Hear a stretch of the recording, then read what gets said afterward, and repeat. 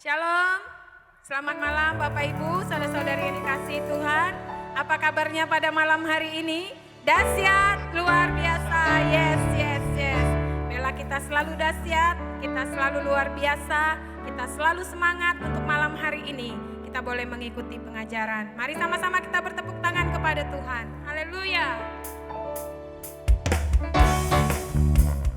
Masuk gerbangnya bersyukur.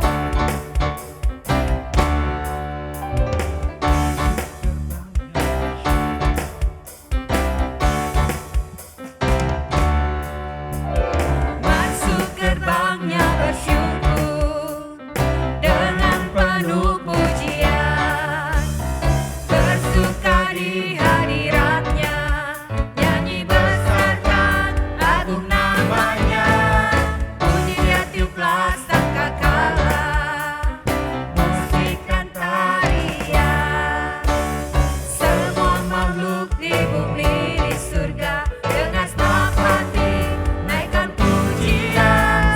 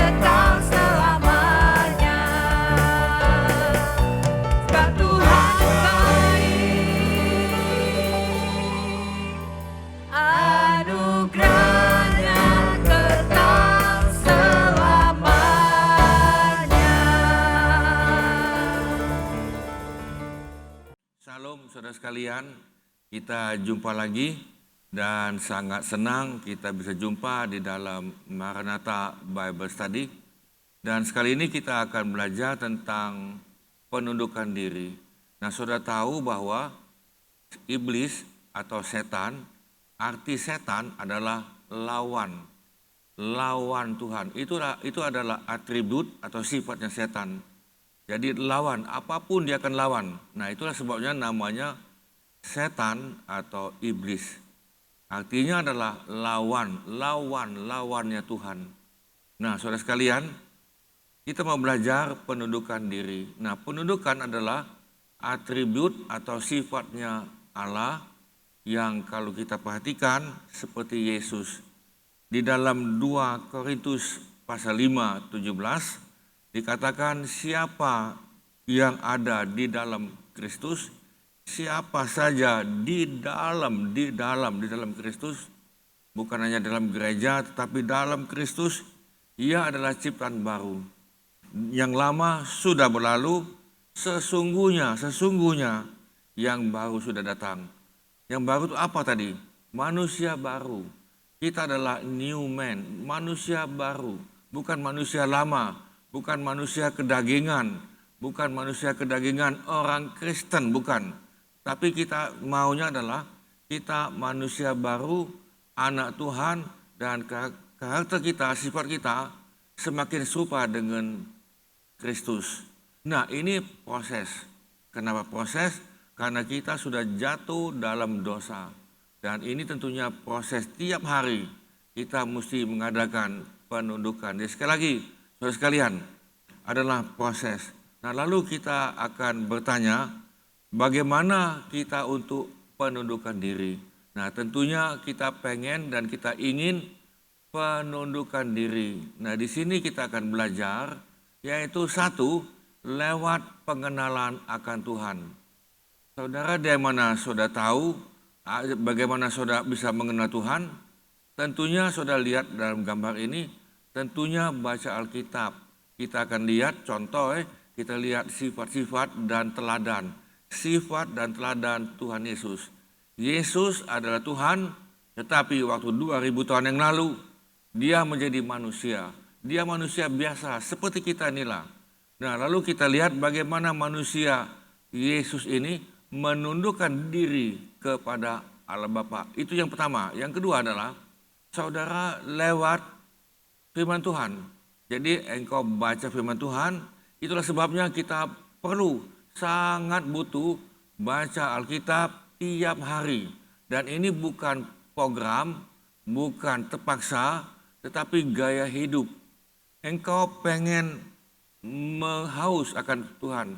Engkau pengen mengenal lebih dalam akan Tuhan. Engkau pengen bergaul sama Tuhan, keintiman dengan Tuhan. Nah, saudara, tentunya kita baca Alkitab, lalu kita lihat renungan tiap hari yang dikirimkan pada saudara, demikian juga dengan pengajaran seperti ini, lalu maupun khotbah. Nah, saudara, itu dikatakan di dalam 1 Yakobus 2-15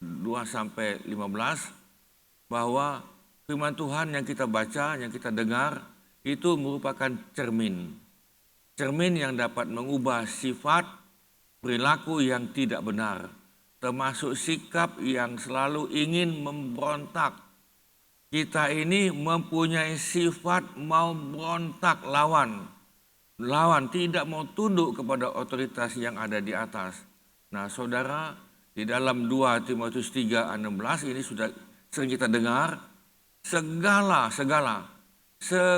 tulisan yang diilhamkan Allah memang bermanfaat untuk mengajar, untuk menyatakan kesalahan. Jadi satu, ngajar, kedua, menyatakan kesalahan, ketiga, memperbaiki tingkat kelakuan, yang keempat, mendidik kita dalam kebenaran. Nah, itu sebabnya saudara sekalian, kita sangat butuh dan menjadi gaya hidup saudara untuk baca Alkitab. Itu salah satu tadi ini. Nah, kalau masih belum juga kita penundukan, jadi belum kita kenal Tuhan, masih juga, nah saudara, Tuhan memakai kegagalan. Lalu yang ketiga, bagaimana kita bisa penundukan diri? Tuhan memakai kegagalan saudara. Nah, tentunya ini tidak enak ini kan. Nah, saudara, dalam Mazmur 7 ayat 11 dan 12, bila dengan cara-cara yang baik kita tidak juga mau menundukkan diri kepada orang yang berwenang di atas kita atau kepada Allah, maka Allah dapat menggunakan kegagalan untuk membuat kita tunduk pada wewenang yang ada di atas kita atau pada Tuhan. Nah, saudara, itu yang ketiga. Yang keempat, Tuhan bicara lewat keadaan. Engkau akan mengalami keadaan. Tek begini, loh, ini ada apa Tuhan ini? Jadi Tuhan berbicara melalui keadaan. Dia lewat keadaan. Nah, saudara, bila kita tetap keras, maka Tuhan akan menggunakan didikan, lebih tepat itu didikan atau hajaran atau disiplin untuk membuat kita tunduk pada wewenang yang ada atas kita. Tentu saja hajaran ini adalah jalan terakhir setelah semua cara, ya kan, baik itu secara halus dan juga kasar, tidak mempan, maka saudara, Tuhan bicara lewat keadaan. Nah, lalu kita mau belajar lagi, kenapa kita sulit menundukkan diri? Kenapa? Jadi kenapa? Ya kan kita ini mau terus menundukkan diri, tetapi ada kesulitan. Kenapa ini? Nah, saudara, kita lihat ada beberapa hal. Yang pertama adalah karena kesombongan. Apa itu kesombongan? Saudara ingat, iblis, Lucifer, dia berontak kepada Tuhan karena kesombongan. Karena dia sombong. Ya kan, Tuhan kan butuh aku kan, ya kan. Aku ini kan dalam tim pemuji dan pemusik. Tuhan butuh aku. Kalau aku tidak memuji, kalau aku tidak menyembah Tuhan, Tuhannya tidak mulia. Apakah betul kalau tidak disembah oleh malaikat, lalu Tuhan itu kemuliaannya turun, lalu dia gelap dalam kegelapan? Enggak loh ini. Ya, karena kesombongan membuat seseorang tidak mau menundukkan diri kepada wewenang yang ada di atas. Ini tidak mau dia. Nah, apalagi dia merasa lebih. Aku lebih pintar, ya kan? Aku mempunyai talenta lebih. Aku mempunyai keuangan lebih. Aku mempunyai S1, S2, S3, S4 lebih daripada yang di atas aku. Mungkin orang tuanya, mungkin gembalanya, mungkin pimpinannya. Aku lebih, ya kan tadi. Aku lebih pengalaman, aku pokoknya lebih, dia merasa lebih. Nah, saudara, kalau engkau merasa lebih, itulah yang menyebabkan engkau jatuh di dalam kesombongan. Akibatnya sulit untuk menundukkan diri. Yang kedua, kenapa kita sulit untuk menundukkan diri? Kenapa? Kenapa kita sulit untuk menundukkan diri? Saudara, yang kedua adalah ada roh yang tidak mau diajar. Roh ini bukan Roh Kudus, bukan, ya kan ini rohnya kecil, yaitu adanya roh kesombongan, rohnya Lucifer, rohnya iblis. Nah, saudara perhatikan ini nih. Nah, kita lihat ada orang-orang tertentu yang memang sulit untuk diajar. Ada ini nih. Yang kita sebut sebagai roh. Ingat, rohnya kecil. Roh yang tidak mau diajar. Atau firman Tuhan menyebutnya sebagai apa? Nah, orang bebal yang bodoh. Alkitab menyebutkan ada 4 jenis manusia. Tetapi salah satu adalah orang bebal. Nah, ini orang bebal yang bodoh. Nah, yang bebal ini saudara, diajari apapun dia lawan. Kalau engkau menegur, menasihati orang bebal, engkau akan lawan. Saya ulang lagi, kalau engkau ketemu dengan orang bebal, engkau nasihati, engkau arahkan, engkau berikan dia pedoman, dia akan lawan engkau, dia akan lawan. Ya kan, dia lawan itu di belakang. Ya kan, nanti pelan-pelan di depan. Sudah kita lihat Amsal 17:20. Lebih baik berjumpa dengan beruang betina yang kehilangan anak. Saudara, beruang betina kalau kehilangan anak itu ganas. Dia akan bunuh itu. Nah, saudara, lebih baik kita ketemu dengan beruang betina yang kehilangan anak daripada dengan orang bebal dengan kebodohannya. Nah, kan saudara, artinya orang bebal yang bodoh itu dia di bawah hewan. Saudara mengerti di sini. Nah, saya harapkan kita yang dengar pada hari ini, kita jangan mau di bawah hewan, amin. Kita di atas hewan. Ya kan? Nah, maka itu saudara sekalian, saya tidak bicara tentang bebal, tapi nanti engkau akan belajar bebal itu apa itu tadi. Nah, jadi saudara, biar kita jangan mempunyai roh ini. Yang ketiga, kenapa sulit untuk penundukan? karena kecenderungan ini. Mau memerintah, jadi bosi dia kan. Dia karena ini nih. Ya, ini sifat. Ini ada sifat seseorang yang cenderung selalu memerintah orang lain atau bersikap ngebos ya ini. Ya kan, kecenderungan ini. Nah, saudara, ini sifat ini. Sifat tadi roh, dan ini sifat untuk memerintah. Jadi bos dia perintah ini, perintah itu, perintah ini. Sedangkan dia tidak tahu bekerja. Yang keempat, ini sifat. Sifat memberontak. Memang sudah sifatnya, karakternya ini. Nah, sifat atau karakter ini terbentuk waktu dia di dalam kandungan. Atau 0 sampai 12 tahun. Jadi waktu dia anak-anak, dia lihat orang tuanya. Dia lihat neneknya, dia lihat kakeknya. Nah, itu membentuk dirinya.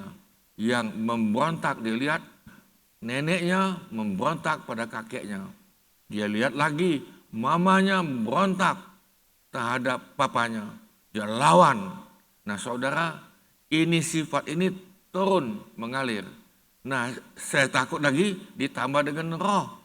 Ya kan, roh kutukan nenek moyang, warisan nenek moyang yang suka memberontak dan tidak mau tunduk. Nah, itu warisan. Itu roh lagi itu. Tapi saudara, walaupun engkau ada roh demikian, solusinya gampang. Engkau bertobat, engkau sungguh-sungguh di dalam Kristus. Engkau betul-betul di dalam Tuhan. Dan engkau nyadari, dan engkau mesti menyadari bahwa engkau punya roh pemberontak. Engkau mesti nyadari, engkau mempunyai roh bebal, orang bodoh. Engkau mesti nyadari bahwa engkau mempunyai sifat memberontak. Nah, saudara, memang ada orang yang suka memberontak. Siapapun dia lawan itu. Dia tidak peduli. Ya kan, tidak peduli. Nah, ini sulit untuk penundukan. Nah, saudara, inilah yang keempat adalah yang mempunyai sifat memberontak terhadap otoritas di atas. Dia tidak senang diomeli, dia juga tidak senang diomongi, dia juga tidak senang kalau ditegur, dinasihati, tidak senang dia. Karena dia merasa, aku lebih hebat, kamu kan butuh aku kan. Ya kan tadi kan, walaupun kamu bos, walaupun kamu pimpinan, kamu butuh aku. Persis seperti iblis, ngomong kepada Tuhan, Tuhan engkau butuh aku ya. Ya kan, aku kan bagian penyembahan dan pujian. Kalau kami dengan tim kami tidak memuji, tidak menolong engkau Tuhan, engkau tidak mulia. Engkau jadi apa? Ya kan, engkau tidak ada apa-apa. Tanpa kami loh ini. Nah, saudara, yang kelima, kenapa engkau sulit untuk pendudukan? Kecewa. Kenapa terjadi kecewa? Apa yang aku inginkan, apa yang aku doakan, apa yang aku harapkan, ternyata tidak terjadi. Dan kamu belum tahu siapa aku ini. Aku ini nih orang potensi. Tetapi kamu merendahkan aku dan dia kecewa. Nah, saudara, orang kecewa ini sulit. Ya kan, orang kecewa atau kekecewaan juga dapat membuat seseorang memberontak. Tidak mau menundukkan diri kepada wewenang yang ada di atasnya. Kepada siapa ia mengalami kekecewaan. Jadi dia kecewa sama atasannya dan dia tidak mau tunduk. Aku kecewa kok. Nah, saudara, ada survei mengatakan bahwa ada manusia orang Kristen 25,4%, sekian orang Kristen 24% tetap dendam, tetap kecewa sampai mati. Saya jawab, sebetulnya dia ada roh pemberontakan, roh dendam. Dan saudara, 27% orang Kristen itu abu-abu. Dia bisa ngampuni, bisa enggak. Bisa ngampuni, bisa enggak. Hanya 49% orang Kristen mengambil keputusan tetap mengampuni. Jadi saudara, pertanyaan saya adalah supaya saudara kepada 49% tetap mengampuni dan walaupun kita kecewa, karena ingat Roma 8:28. Kita, apa yang engkau alami itu bukan kebetulan. Memang Tuhan sudah buat rencana. Kalau engkau baca lagi dalam Efesus, semua kejadian itu bukan kebetulan. Memang Tuhan sudah buat rencana. Tapi kalau engkau lihat lagi dalam perjanjian lama, yang pernah saya bagikan pada saudara dalam khotbah hari Minggu, bahwa Tuhan sudah mempunyai rencana pada saudara. Jadi apapun yang kau alami, Tuhan sudah tahu dan Tuhan ingin saudara menjadi pelaku firman. Memang saudara terjadi benturan, besi menajamkan besi, ya kan, batu menajamkan batu, dan kita ditajamkan dengan hubungan satu yang lain. Bagaimana engkau menjadi pelaku firman? Nah saudara, akibat penundukan, ya kan, ini akibat. Kalau kita terus belajar menjadi manusia baru dan kita menjadi pelaku firman, apa yang dikatakan oleh firman, karena firman Tuhan mengatakan banyak yang dipanggil, tetapi sedikit yang terpilih. Yang terpilih artinya yang menjadi pelaku firman. Saya ulangi, banyak yang menjadi orang Kristen, banyak yang menjadi anak Tuhan, tetapi sedikit yang menjadi pelaku firman Tuhan. Yang menjadi pelaku firman Tuhan adalah artinya di dalam bahasa Inggris itu yang diselamatkan, salvation. Jadi sedikit yang diselamatkan. Nah saudara, biarlah kita akibat penundukan ini kita mau diselamatkan. Nah saudara, akibat penundukan membawa kepada pengudusan. Tentunya engkau akan berdoa, tentunya engkau hatimu sakit, Tuhan sakit Tuhan, aduh sakit Tuhan, ya kan, engkau nangis. Jadi engkau berdoa bukan di lapangan bola saja, tetapi di rumahmu doa secara pribadi. Jangan secara korporat ngomong unek-unek hatimu sakit kepada yang lain. Nah itu namanya warta berita itu. Tetapi saudara, hubunganmu sama Tuhan, engkau andalkan lututmu untuk berdoa. Dan engkau hidupmu akan semakin kudus dan kita akan semakin, yang kedua, akan mendatangkan keselamatan. Saudara sekalian, dengan tunduk kepada peraturan pemerintah, hidup kita bebas dan kita tidak perlu rasa takut akan dihukum. Ini contoh lagi nih, kalau kita tunduk pada orang tua kita, maka hidup kita akan menjadi berhasil. Kalau kita tunduk kepada perusahaan, engkau tidak perlu was-was dipecat, enggak usah.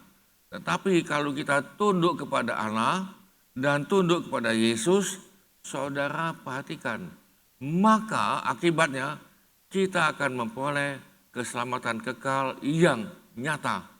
Jadi ketika kita sampai ke rumah Bapa dan kita sudah mendapatkan hidup yang kekal, yang sesungguhnya, menjadi nyata. Nah saudara, yang ketiga, akibat penundukan. Ini akibat engkau menundukkan diri, akibat kita belajar tunduk kepada otoritas, kita belajar tunduk pada Tuhan dulu yang jelas. Kalau kita katakan aku punya hubungan sama Tuhan itu indah, tetapi hubungan dengan yang lain sesama tidak indah, itu kan bohong. Maka saudara, hubunganmu sama Tuhan itu bagus, doamu, hubungan lagi yang lain. Saudara, ini membentuk karakter. Karaktermu dibentuk dengan penundukan. Engkau akan lebih rendah hati. Mungkin sudah rendah hati, tapi lebih lagi. Ya kan, lebih lagi rendah hati. Engkau akan lebih lagi menguasai diri. Menguasai diri itu adalah buah Roh Kudus itu. Penguasaan diri adalah buah Roh Kudus. Salah satu buah tadi. Engkau akan lebih menyalipkan keinginan dan kedagingan. Maunya itu lawan, lawan tuh sini nih. Tetapi saudara, sangkal dirimu dan pikul salib itu nanti minggu depan. Minggu depan kita akan belajar bagaimana untuk yang dikatakan sangkal diri dan pikul salib. Lalu apa akibatnya tadi saudara? Nah saudara sekalian, engkau bisa menyalipkan kedagingan. Pengen balas, ya kan pengen, waduh, ya kan pengen bentuk dalam grup lagi, buat media lagi, grup lagi yang baru lagi, lawan lagi di sana. Ini kelompok aku, lawan. Saudara, engkau karaktermu, sifatmu yang melawan tambah jadi-jadi. Ya kan, engkau tidak akan terbentuk karakter atau sifat seperti Yesus. Nah, saudara memiliki hati yang taat. Ya, karena saudara sekalian, ini tentunya tidak mudah. Kalau kita sekedar ngomong ini kan tidak mudah, tetapi saudara kita belajar. Bisa katakan amin. Semuanya kita belajar, tentunya ada proses. Barang siapa di dalam Kristus, ia adalah ciptaan baru. Yang lama, manusia lama sudah berlalu. Sesungguhnya manusia baru sudah datang. Nah, saudara sekalian, nah kita lihat lagi di sini, sudah sepatutnya kita menundukkan diri pada orang tua. Papa dan mama, ya kan, karena Tuhan mempercayakan papa dan mamamu untuk mengurus, merawat saudara.